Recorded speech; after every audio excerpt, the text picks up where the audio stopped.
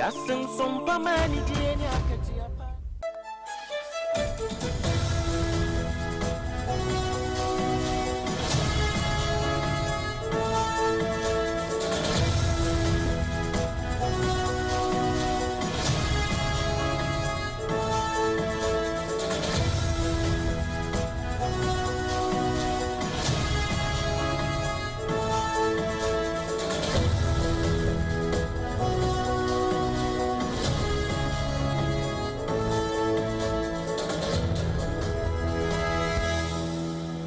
So a higher SOMPA 106.5 FM Accra, Ghana de Shimaima, Yamamunina, aha, ene ewie ebrasom, see the SOMPA Kasiebo, a Somo Kasiebui, a free SOMPA 106.5 FM Accra, no, and nam your headquarters, a Wokumase, a SOMPA 93.1 FM, Adam Fopa Radio, Ewo Paris, France, Doma FM, Doma Hinkro 100.7, and Kwanza SOMPA Minsonum, a 90.7. 90.7, Tachima in Sompaya 106.1 FM, Sunyana Sompaya 98.9, Sompatakwa Aya 101.1 FM, Wamonso Asomobi, and a Kanesh Urban Radio, so Ewo Kaneshi Marketa, Wamo Eni Huagro, Kingdom Ewa Mankesim 106.1 FM, Decoder so Baby Radio Wano, Aya Sompa FM, your Facebook page, Aya Sompa 106.5 FM Accra, Facebook page, you know, Sompa 106.5 FM Accra, well like no share, now only Akonakrana. Your YouTube and also your SOMPA FM Live. Your website at www.sompaonline.com. Endpoint homeopathy clinic from Tobreka Bobre and Nasono. Endpoint is Brania for Ayasa Papa and for Mount Namotimi Ejna will Nasu Enti Yaria de Sawope baby a drana Pemwa Nidin and one say a endpoint homeopathy clinic. Perfect baby diapers over tampa and then I would the ball by Chesa or ban rushes in yade and yet diapers na the ball banana center banana. There be with the ball banner with Miss Ampa and Yema Ejina Yankasa. Hajia special local foods, dear Diana Papa, Nwanya Quatenti, a my delivery gun in your busy friend says here. Niamfa mutu ni abenko en bimro. Anasa nkatenkwan bia eni mutu bi e de awono ni nyina nso ebefa. Na wo benu nso de anakasa natural mino water abudu nso wo wedding wo party anyway ye no dispensers awodo se wo pepi sachet bottled water ni nyina eye kasa natural mino water. Wo mo na ebo ye chidom am ye de prom to breka se boyi ye de asomo awie. Ensemo ye de e mamo no de di makotene no ebini. Omampeni His Excellency John Dramani Mahama kopemu ewo Jamaica ya wode aprobobi kwa hyeso nkomo pi enebekoso Oswani a washo my Ghana ngomesia ho semso eyonya for how na drusu wode atudwa akiremu se Chinese and afi Arabic ya wanu de behyem ewo basic schools no bia ya be hyase ana bi pote hyase no wa kyerɛkyerɛmu Ghana Tertiary Education Commission womashe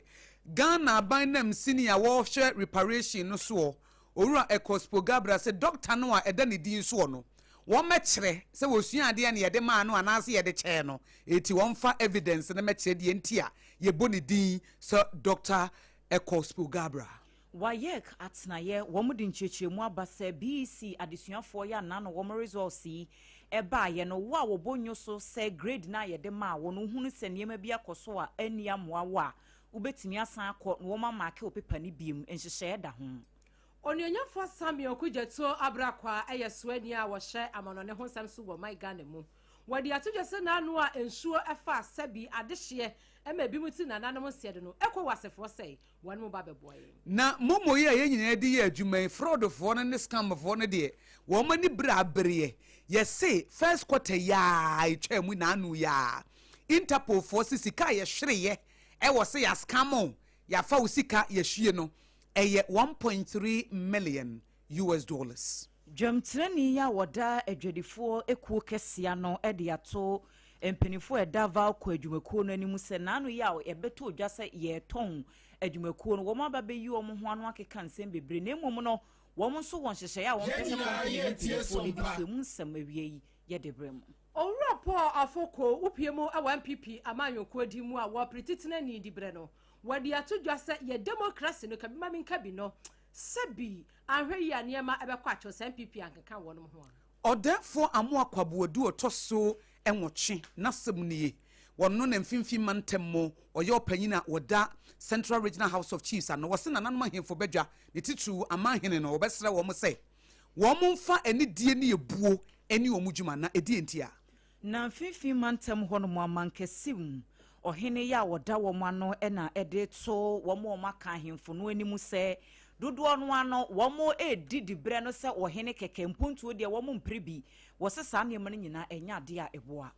gomo afete eno so won fifini mantem hoda nananu atena konwa se emofra ye de wonum kopo ekwache nam sisiri bom tabrubo mu abra wonum ko school no wo ma sori etia na one Islamic Senior High School ebe pie mu se ba bia mai wane da no eja to ho Ghana National Fire Service dum je adwuma ne se ehwehwemu no wo ma hyase ne nsem pii ne amono ne nsem ene akekense ene ye de sommo ene awie yi yene ye de endpoint homeopathic clinic from Tubrekase bo mamo e wo SOMPA 106.5 FM across no eye me die nyame ehira no AKOSUA ABOAGYE ubetimi so aframe AKOSUA nhira me adult children ADOWA ASARE ABENA BADU ADEPA Kofi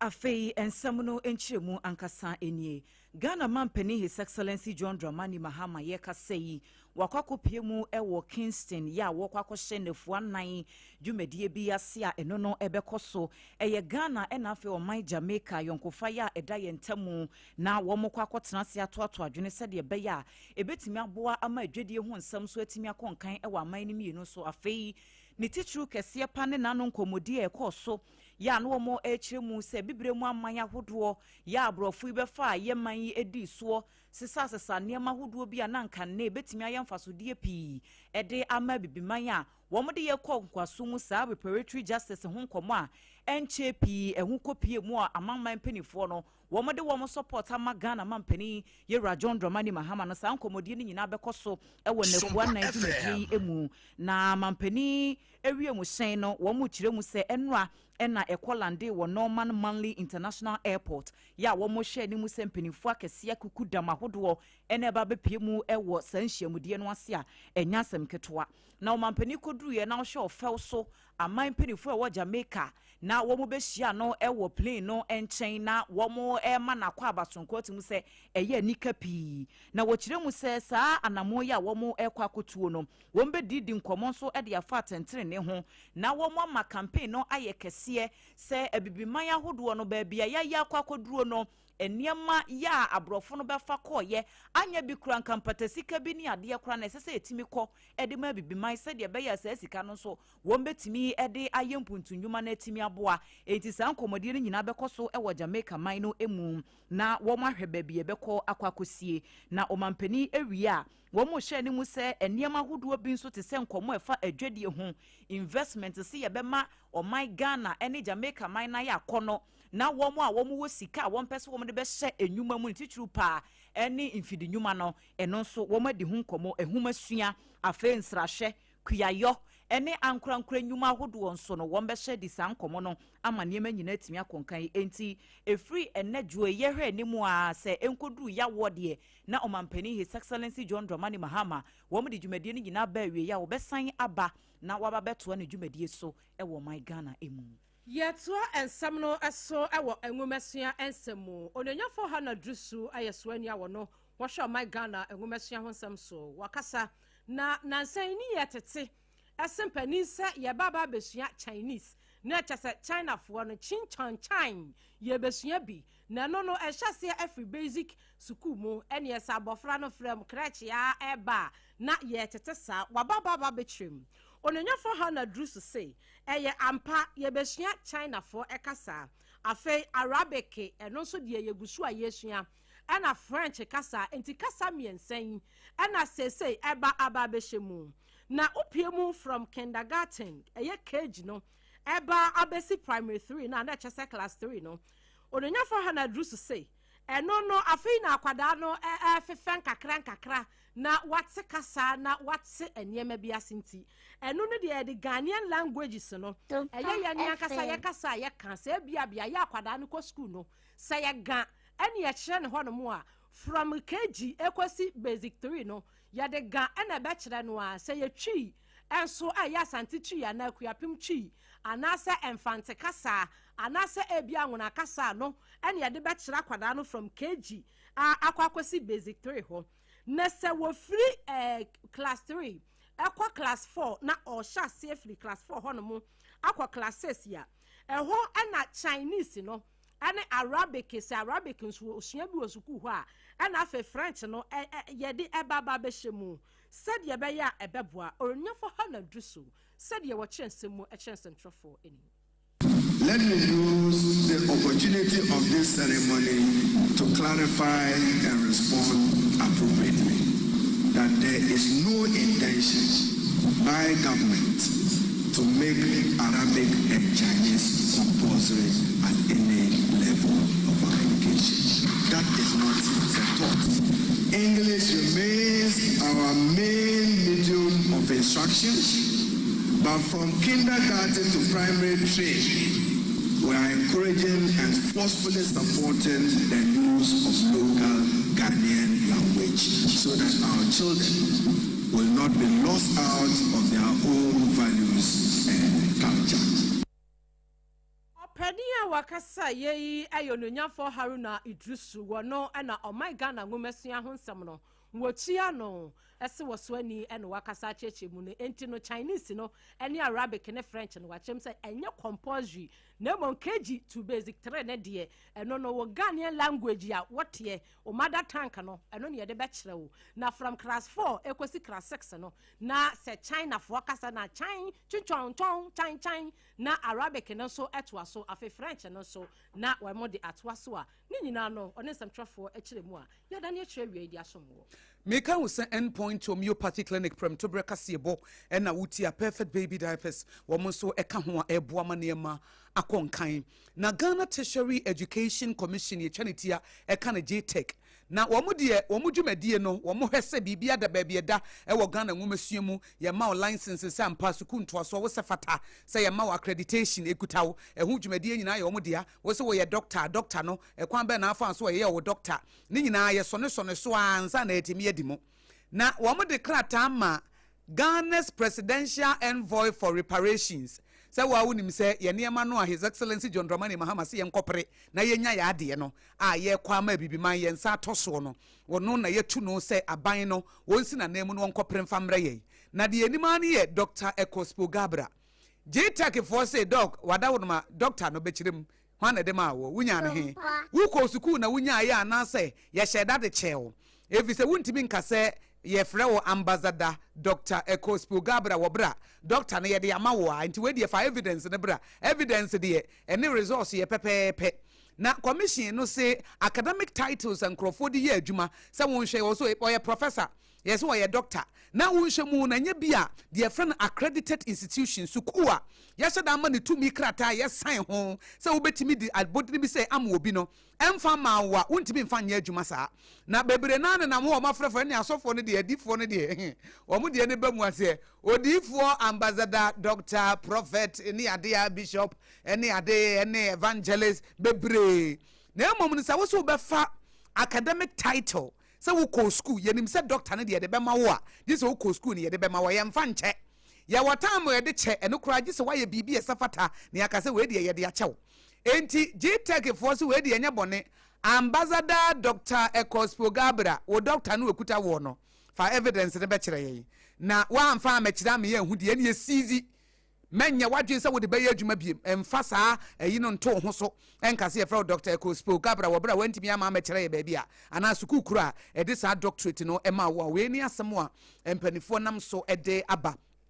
na yeguso a ye ka prem to breka se boya na Orua Felix Kwatio Fosu e o ye mrahye bedwani honorable wakasama His Excellency John Dramani Mahama Minister Government Communications na sama mpanyine na tena ye wono nso e de krata ba bo ntira wo chem say His Excellency John Dramani Mahama wahye wagina ne tumi so a cabinet na pamfo ne mampanyine e fa adwene no wo mo de aba bo nten se ensem bi epie ba ye se diesel no ene fan wo bo no ye ba betumu no etu omanfo nyina enhye no nso sa no we de wono agina ne tumi so na what se diesel no a ye use no mampanyi si ento so 2 Ghana cedis eti diesel na ye koto no ebo no kura na nko mo so mo ba betumu no we de mampanyi wono ankasa he wono ne commander in chief of the Ghana Armed Forces wasi ne su dua na wagina ne tumi so aka se diesel bo no yente so 2 Ghana cedis. Na we no was say ye frɛ bibi temporary intervention. Mi chem na maboa mo. Temporary intervention ye twam de we nye permanent ne yade ye wo hoda. Ye nya use temporary dia ne ye pa che say we de animu ya ye mfa we ntwa ye ho. Eti animu ya no mampanyi si de obaye timi de aboa ne say diesel no ayeto no. Yente bo no so 2 Ghana cedis ya. We ene krata mampanyi na kasa ade aba na Felix Kwatwofo so honorable wode ne nsa hyaseɛ sɛ yɛma ne nya adwuma nyame yɛ adoma wɔ kyena ɛyɛ August 4 ɛna saa tumidie ya wɔgyina ne tumi so de abai yɛmfa nya adwuma pɛpɛpɛpɛ sɛ bi yɛbɛtumi aboa ama bibia etimi akɔso nti enumere yi hot bite kase bɔ no yɛbɛpensem mu yie papa na bibia nso etimi akɔso na hot bite nso ya ma assignment baako tribunal bill no wo mo mpemmra yenim die ntia minority force eni kwanse mampanyi di ne tumi hya ase ene yenim die su ntia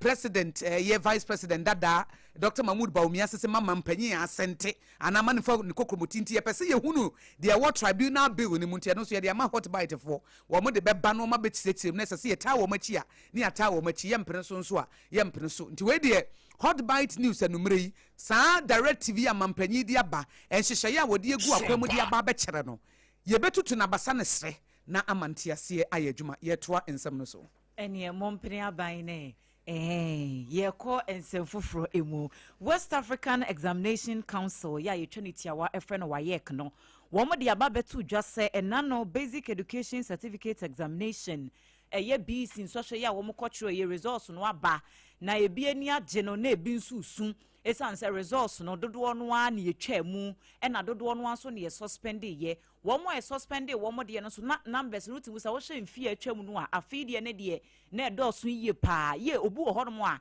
subject ba kokoro ni ho a wonya ye ye twa saa papers na watro no nyina mu na ebi mu wo ho nso a wo mo kyerɛ se wo hye ni intelligence sabe adwea no wode kɔtro nso hwɛ no ne performance wo examination ho na wo hye results na eda nanim no a wotimu se bibia nkoyie enti saa nkrɔfo no nyina no se results ne ba ye wani nye ho na wo ugidi wo wakoma mu se de wo kyerɛ ye no enye ho results ne de ma wo a me patro wa ye kefo so betimi akɔ na ya saa mark paper ne foforo biem na mmom no nhyehyɛ kakra ebata ho esese school na wo kɔtro enso hwɛ ne wo mu no wo kɔ ho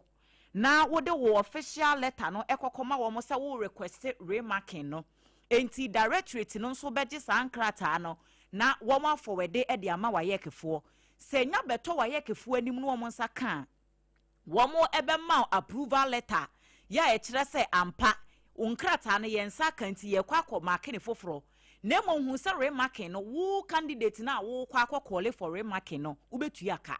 sanse nye free we no wo ya mark o paper na wo se wani nye ho enti examiners no wo monsan hwɛ mu biem de etoso mienu enti cost bia edenam no wo candidate no wo na wo betua enti awofo no amomma no results ne baaye no mo hunu ne se bibi atochem ɛwɔ ho enti no mo hia remarking no mo nhye san hyehye yi enso se de beya mo betimi akɔ no makwakɔ apply bie panyina woda mansan kita hodia no ema wayek eye owura John Kapi wo kyerɛ mu kakra. Now the process is simple. You go back to the school, and the school, through the district examinations officer, would apply to us asking for the scripts to be remarked. So once the request is brought, the office would get officers to look for the scripts. They will go through them and invite the chief examiner to come and take a look at each of the subjects. The cost I would not be able to mention immediately because it varies depending on what the fellow is asking for. So, but again, I don't have the figures readily in front of me, so I'll not be able to speak to that particular issue. But then anybody who thinks that they deserve better results, that opportunity is there. They can always come back and then ask for remark. Yeah, the process shouldn't last beyond a couple of weeks, depending on how early the request is made. Entiacha na watche kakra bi na womo ahye aye ho adwuma e de ama o enti panyina yete se wo kasa yi wono ne da mansan kita hodia no e ma waye kora John Kapi wo ensam foforo mu no aye humu mu June bosome ne da na etoso aduonu nkuno 29th June no ɛna nsubrantam bi ɛtɔyɛ ɛwɔ Ghana afana bebree ya enkan kora no sɛ de esi yɛ na busua na wanu kyɛm sɛ we de yaba kwasɛm na adehye pinati na nanom siedo wanom bebree nso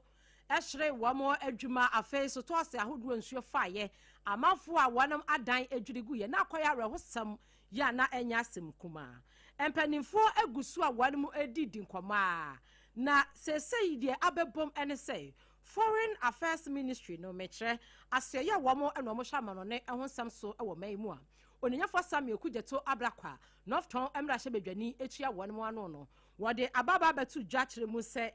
Economic Community of West African States a yɛtwantia ɛfɛ no ECOWAS no empanimfo sɛ wɔmo de sika botene kakra bi a ne boɔ ɛsom 3 million Ghana cedis ɛde bɛboa adehye a ensuo ɛsɛ wɔmo agyapadeɛ ɛwɔ Ghana no Onanyafo Samuel Kujeto Abrakwa sɛ de bɛyɛ bibiam bɛda hɔ fan ɛmo obia ate ase ama akuntabuo papa atumi akɔso ɛwɔ saa 3 million Ghana cedis no a ECOWAS ɛde bɛboa adehye a wɔm ho kaayɛ ɛwɔ ensuyiri June 29th de animu nti wɔn pere nso na sɛ bibia ɛkɔyi a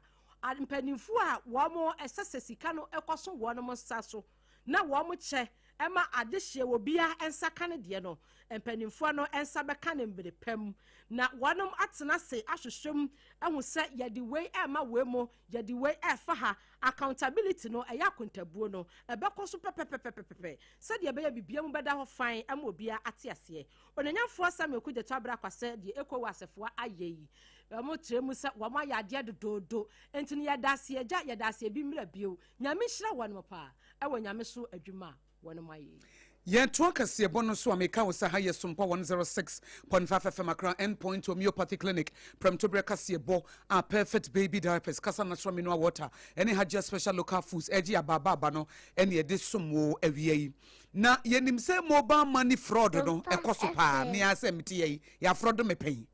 na kwa mo fa so fraud o me no sa bre no kra na me nim che se mani abra me ye bibi na call bi baaye ene obi send a message bi na me se me send am on the back me ba mani ba me ho so me ko check me momo no na ya 1000 no na 1000 mi na nedam etimi se mi amete hayi wo mo de we me etida bia me kasa ya men kasa me wo mu nya me da me wo mu nya me da na emom no ma wani na ho na fo na mo sisi efi so mo na mo kasa sa na me ka ho na me yo mo aye kasa me de mani wan anwan no wo nya me da ko bi wo meeting bi ase me di dwuma na obi send me message bi na me reply na me code bi was me send na me send the code ni ma nipa no fast because many ana ho many ba me ho so no na me 1000 akakra wo mu no na ya twe e de kɔ eti yen ana ye ka sɛ yentimi fa bi nya yen no yesi ye ni ate no na me ka ho se me free mu group nim because ye de awo me mfe eti group no me free maba eni da ho anyansa ne experience wom ho na se me gina na wo mo chem se mobile money fraud no se de esi kosro no wo Ghana ha no enya sam keto nya hanko a yesi Kenya fo nso ka ho e se mobile money Kenya pa na ejina na nanso na Ghana ye kosuaye a ye nso ye de be ye adwuma Interpol fo ena wo mo de sa report yaba wo mo se 2025 ye sha afe na se no ano Ghana fo a mobile money ye frodo wo mo a me de na me se si 2024 ho eti menka 2025 statistics no ho me de na ye 2024 statistics na ahwe na me ka ho na omo last year ye bu wo mo no de na menka ho last year wo mo a ye de fa wo mo nsantem no eye 1.3 million US dollars etie fo sika nkrofo awia every ye nchen yo 2024 2025 de enko na mekan 1.3 million US dollars atwe ye de ko na Interpol force wo mo obi efa na African Cyber Threat Assessment Report 2026 de no en wo mo chem se Ghana ka aman a mobile money fraud no wo mo tete wo ho na de ama de na ye de ne se nkrofo no wo mo fa kwa foforo so de bia wo mo sesa wo mo nsa de bia wo mo sesa wo mo nsa na se kura AI na aba no ama abeboa wo mo ma obi betimi afro adwo asare ne adwo asare pepepepe eso na nya adwo asare en wo mo se sa sen swapping bi wo sim card na ekuta wo no wo hwe no number no enti na no obi se ma frɛ na me se me mfrɛ wo me agozu agwa aboagye na me what time me de yekɔ ana me se me mfrɛ na nya na afrɛ me sesi a obi di AI wadane yetimi dane obi ne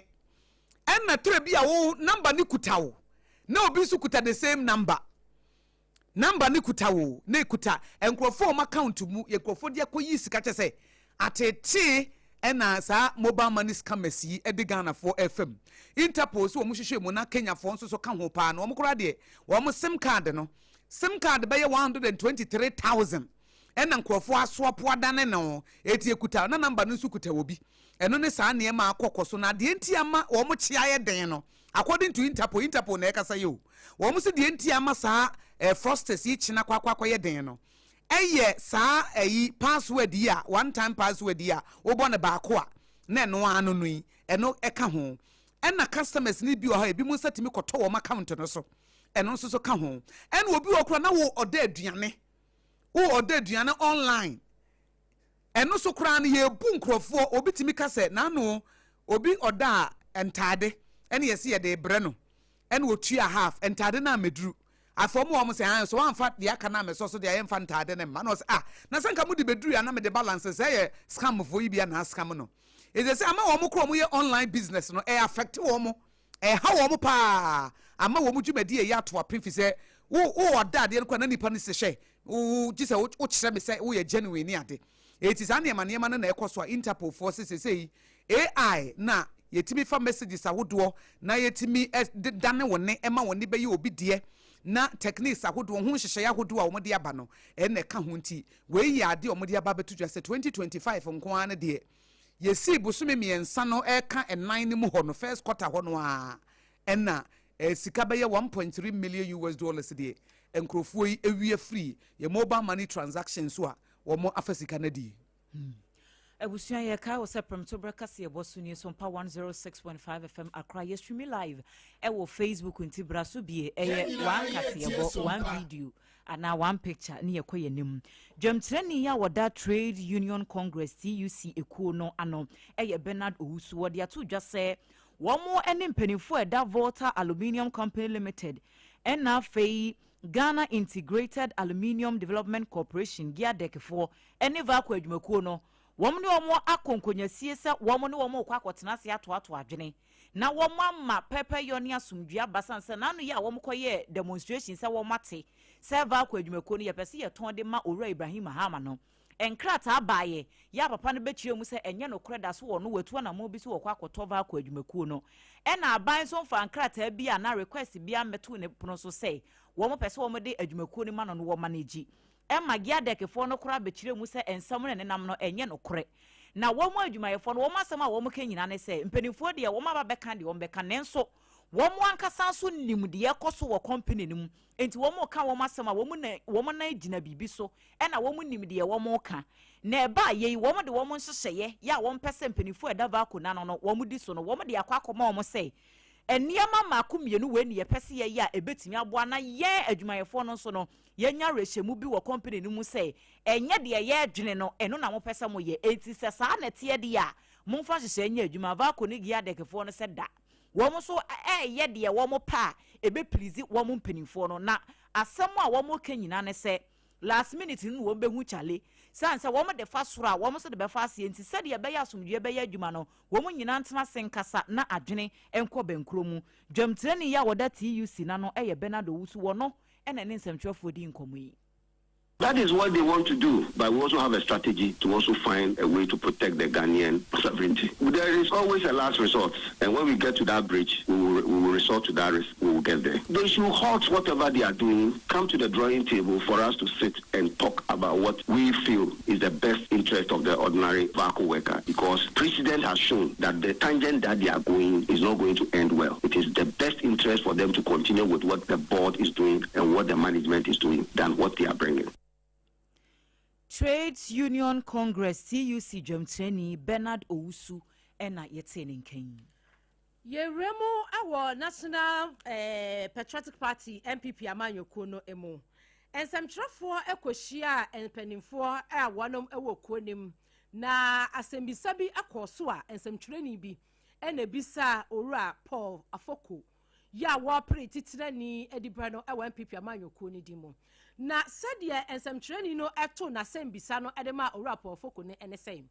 Na san owura Paul Afoko yi asɛdeɛ gidia na emabunu wo MPP amanyokuo no emu no sese no sa gidie no ebo ahwete na wano santrani ne ese wahu se na sen MPP t-shirt no enye wamo asabi wamo ye mabunu a wamo etimi ebo won ho so ewo ekuo nim na ya wonom ehye ana emabunu a wamo ye vibrant asa obi a niema ekoso wo ye adwuma papa bi na ehye wo manyim na mom wata hu ni se mpampi no a wamo a omo apia trog wamo muton kube wanom ana ta hye sa party no a t-shirt pa na onsusu se wanom elusu trust gidie ewo emabunu mu ana asemmisa ni eno no onanyafo po afoko se ensamtwani ni bisa na sa asemmisa no wote shock kakra na wadwene hu mienu bisa ensamtwani kura adanti ena dikan wu bisa mesa asemi na so no woso onyambotre adwene nsem mienu ho baako ene se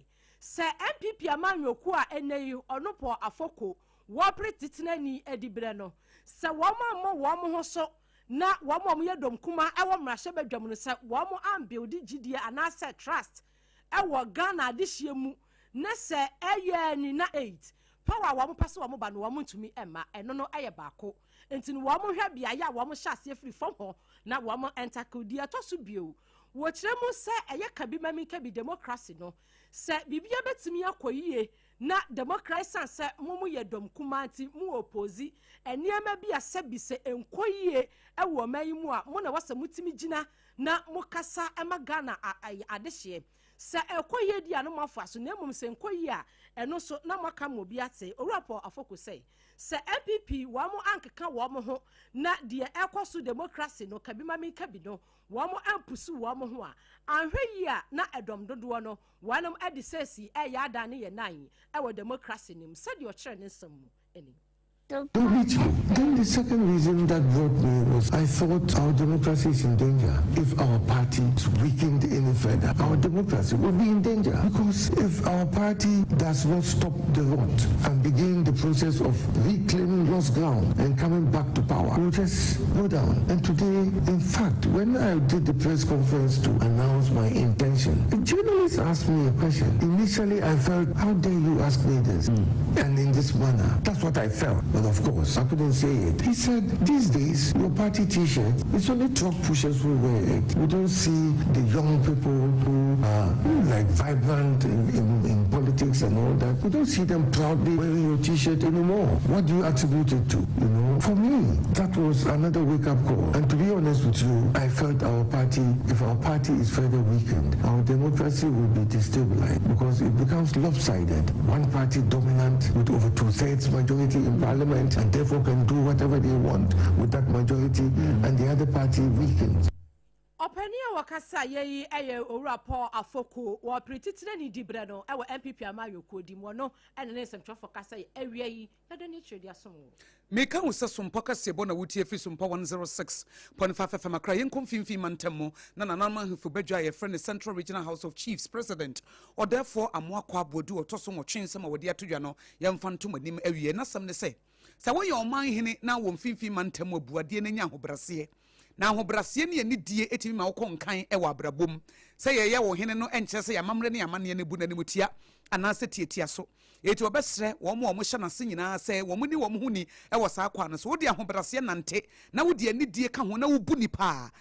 obi akra ntimi nsi wo kwan da biara da na wode sansami atu dwafi so ono anso na ye o ma no yesi wo mo hiri wi o mo mpanifo mo ne wo mo sidwa na mpanifo mo che wo mo ho hia ese se wo mo tu wo mo fo wo mo ne wo mo kasa no ebi wo mo fo mo foto na nya hwe no abeya hantan ame na me ye o man hene mo ye elders intidie mo ye mpanifo intidie mo ye kingmakers intidie mo na mo sihini na mo tu hini intidie na wa ye kokoti ase obi a sika kakra ba na nsemu a uboze wa mamma na beti so ase wiase nyina ntofo mfama no wo se basa de a emoa eti wo besere se ahonedie ho ye woni yensentro ni kwakwa de ma ehwehwe nkomo ebra na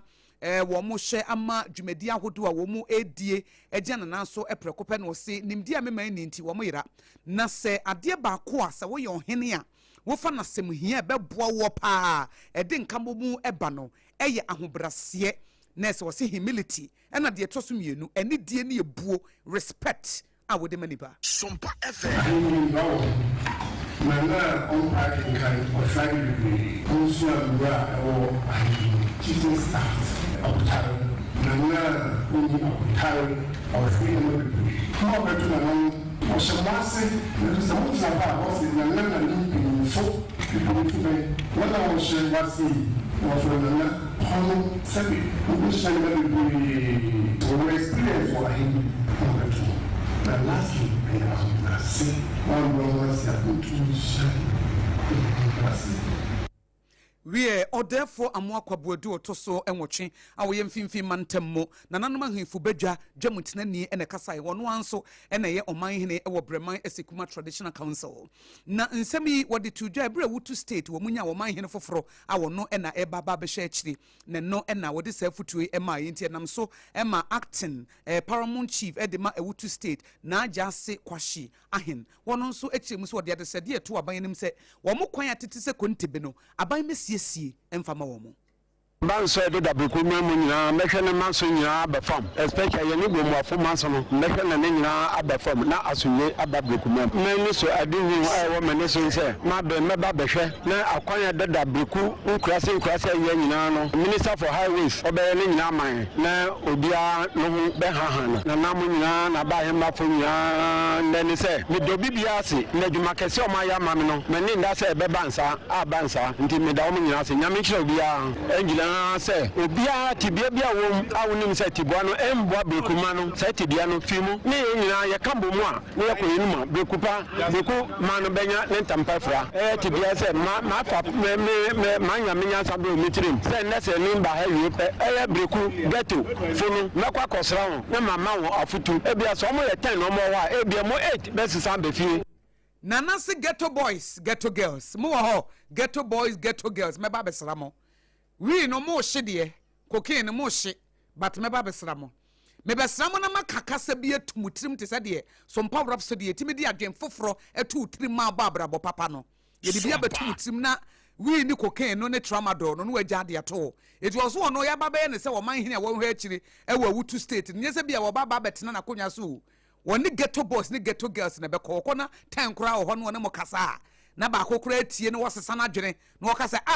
Suban fi we die majai momfa me nkwa yaresha monye deliverance bi mame momfa me nkwa rehab mpo a eno nso ebeye we ene nsem a na jase kwashi ahen awo no ene o man hene foforo yeyi no so won hwe akiri e wa wutu state ode tudwa e ma yen sentro ni kwakwa dema atintim e dia babesom pakasebo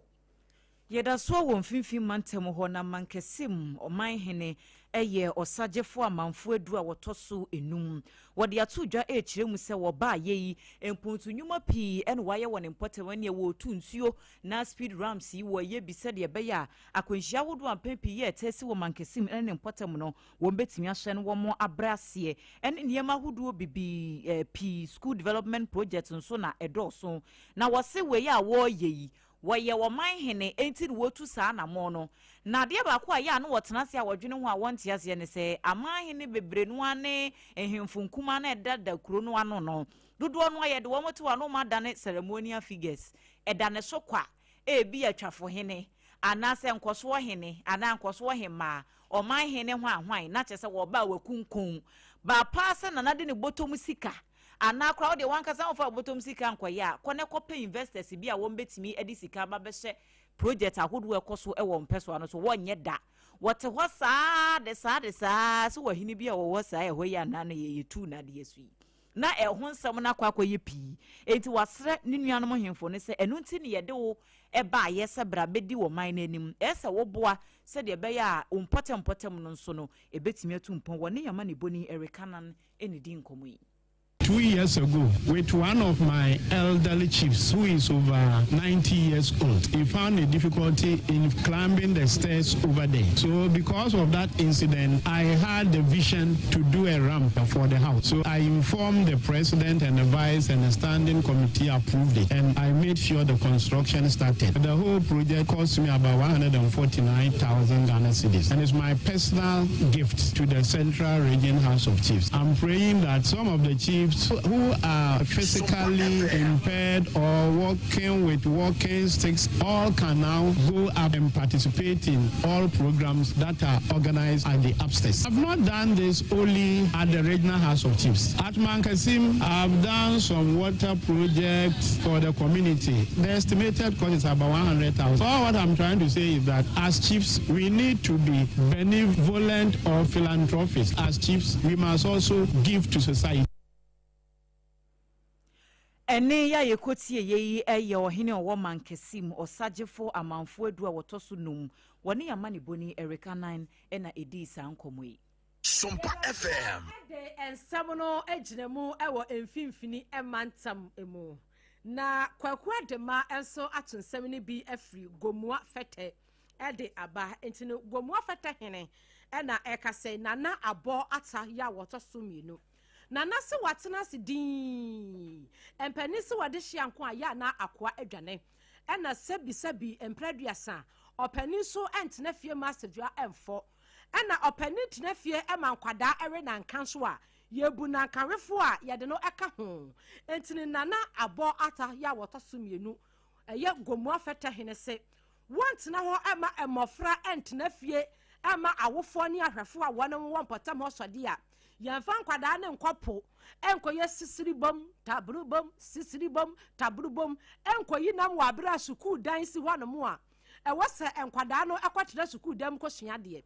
ena yupiemu ewogomu afete ne mpotam a yase suku dan ne tirekire ni tibi dware to polish no akogina ho bekwa nkwada ne ba 2 3 4 5 ayire so 15 wamo maka nyina se enye epo ene yede ne kwa ebia ne maame ana ne papa ne kwafo mo omukọ banche adopa na eyesa eha adwen entina na aboata ya wotoso emienu se wabo educational trust fund ya wade bebua sempo no owofo ana wohwefo wosu ni sikanti ena ma banko suku away uni excuse wunya sembia mfanyi wano compulsory by force sikana wobody ato wonsa foto no yade bi behwe oba amwa ko school.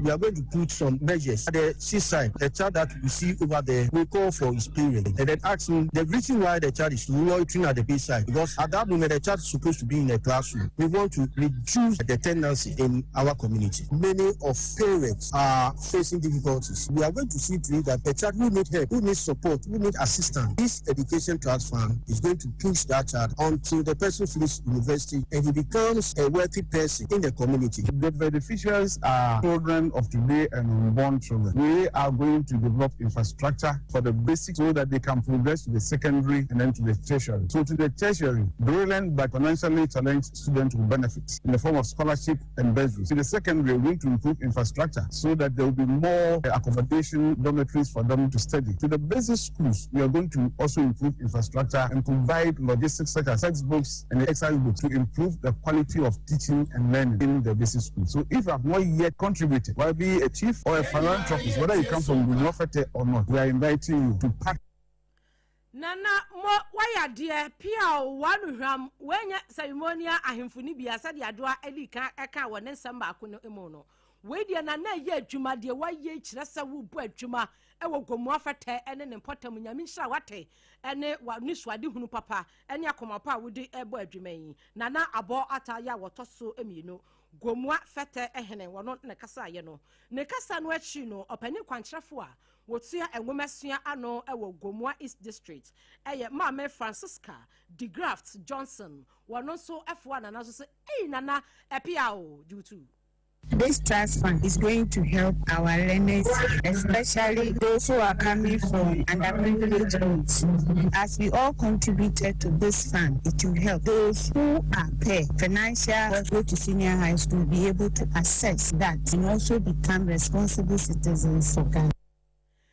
Ababwa ama emofra wanwo gomua fete ene ne fafra mu no wo matimi akosuku pa anti ye beto so do ba ekopoa yetimi twi waso wodi ne kwafuom yetimi twi waso enti educational trust fund no a nana abo ya wotoso mienu abo ede ate honom no ababwa ama emofra ne timi akosuku a de okasa sesei eyo pani kwanchefo a wotua enwomesua no ewo gomua East ekrosini ebedwanem ewo mfimfini emantamu Mama Francisca de Graft Johnson ensemi nyina yensem treni kwaku adema ene to some yen Yetwa kase bono so odum jadwumakuo no ne nkrabata we tifia toye mantemo wo ma hyase ye nhwehwemu e de afa kwan ye fa so eja eto wa Islamic Senior High School e we tifia toye mantemo no ye kyese no anadwo beye no nson abapam simaduasa ena eja enenam dormitory besene call classrooms ho no mo anyasem keto abra Facebook SOMPA 106.5 FM Accra ubehunu ho nyina ye se tum kyese eja no nenam school adan no any dormitories no emu no na headmaster wo that school na no ye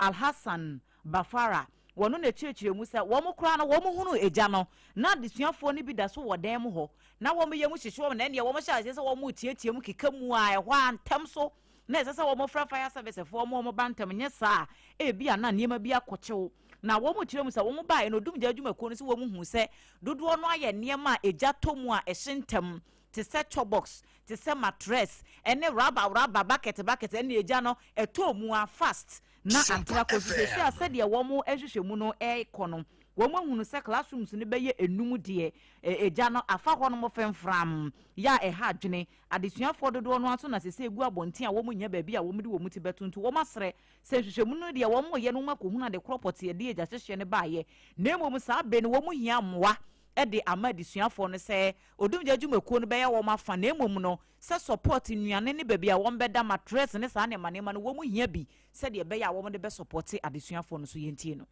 On entry, we realized that the entire structure, we realized there were 2 or 3 girls dormitories. The Wahada and the NHYIRA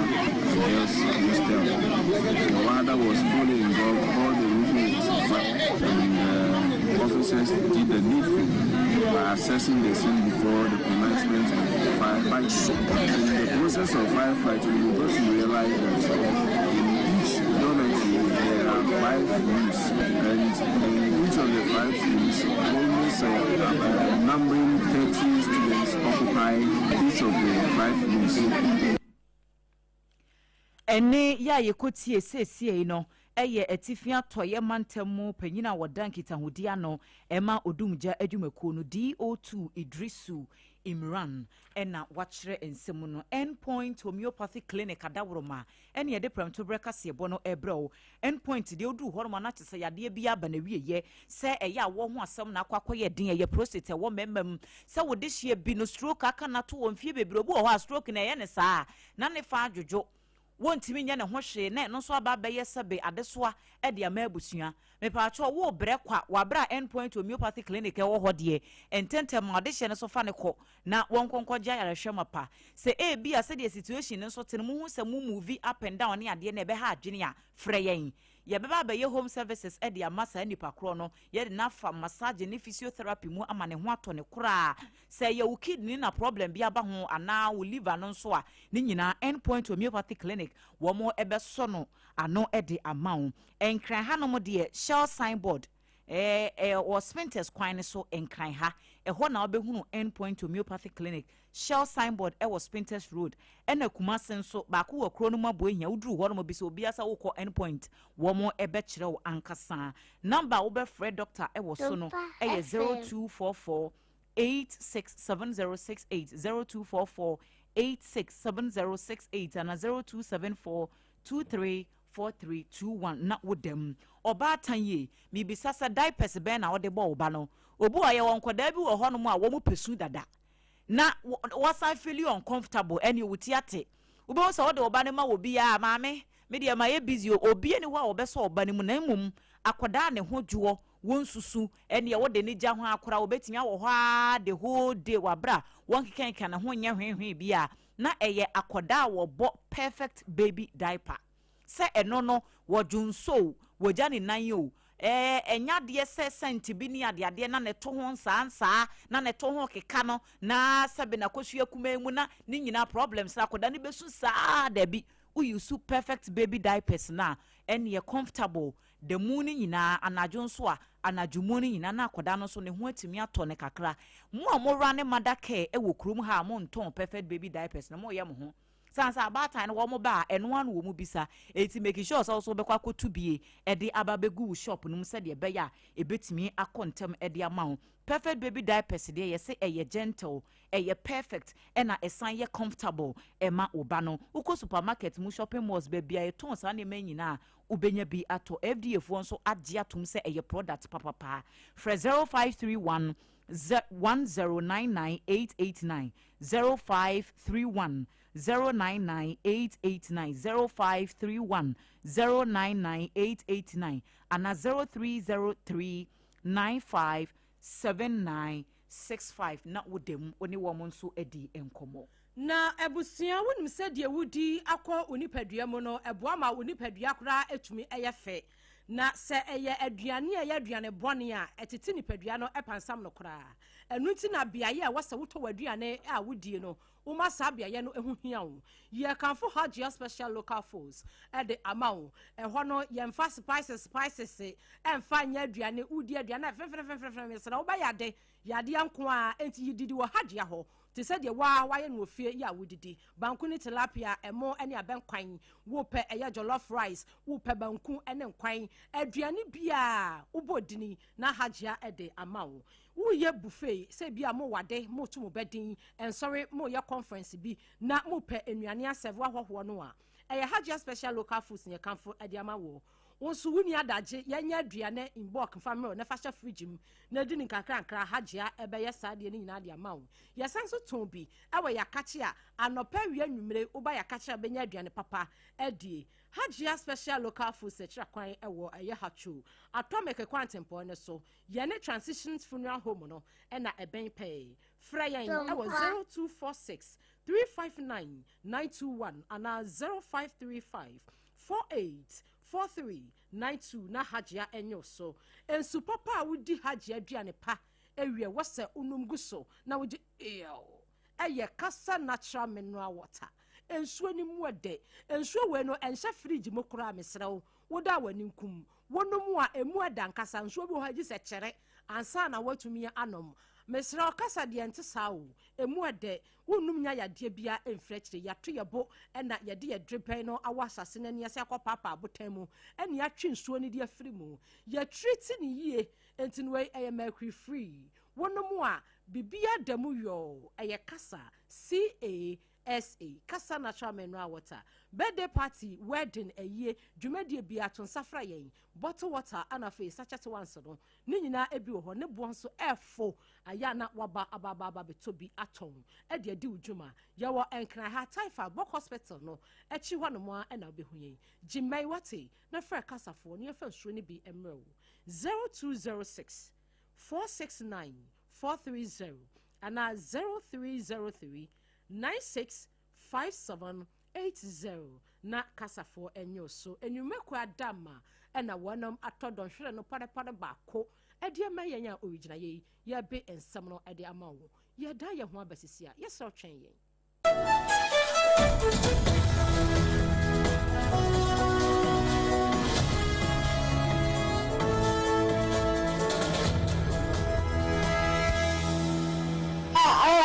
kwa Jesu no Mr. Bremwa ayemi na adana kodani susa yam se kom na dinu ene se wasu na Mr. fa na mame akoda na dadu so musa no hwe ni court ni mu krafo wo de mami ni diaper no diaper no krade masisa me hu ne amenyempo aya diaper na she diaper fufura abadwa so eye perfect baby diaper make na asemi a chinsu ankasa emu ya moto na ade bo akoda na ensanse bia enwu no perfect baby diaper make ye ne Ghana haye na ebua Ghana nkwada nso ankasa onokwa na wokwa me ko perfect baby diaper si bia to sisia na akwada na 0531 099 889 and 0303 957 965 FDA aji edwadi nkratoi atum.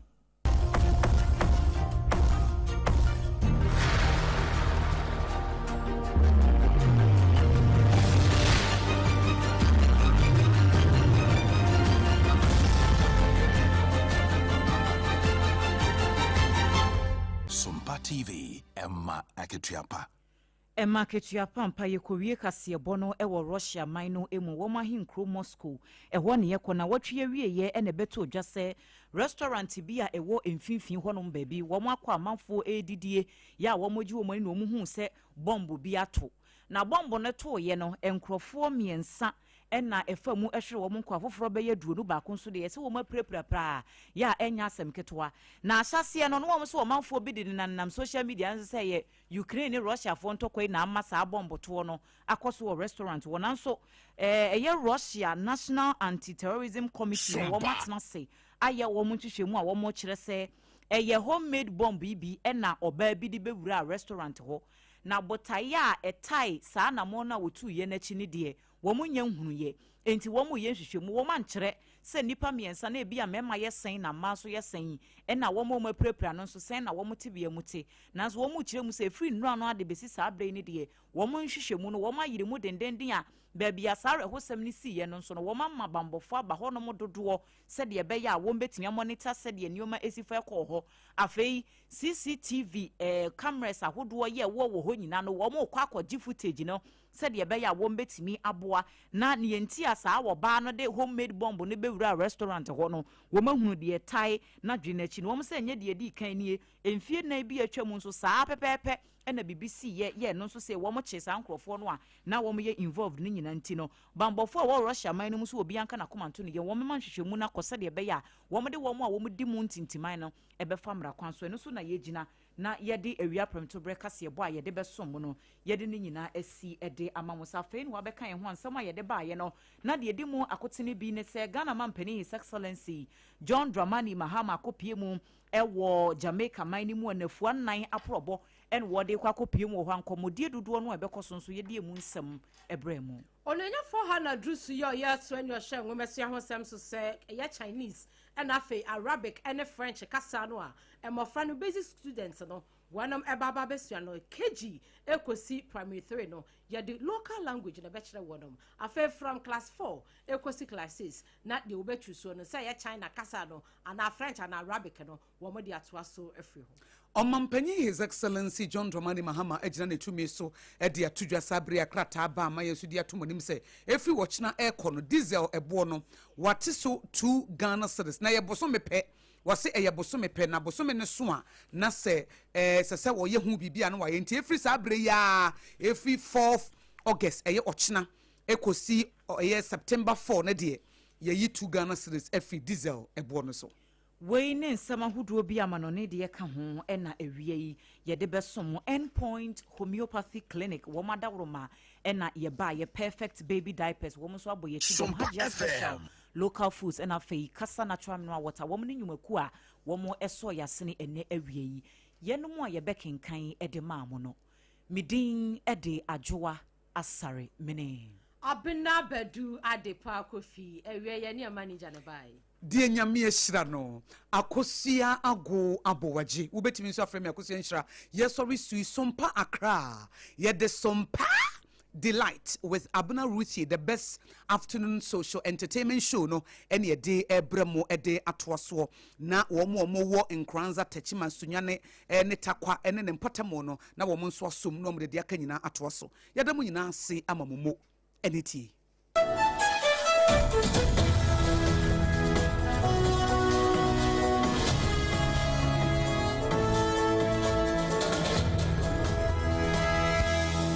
Endpoint homeopathy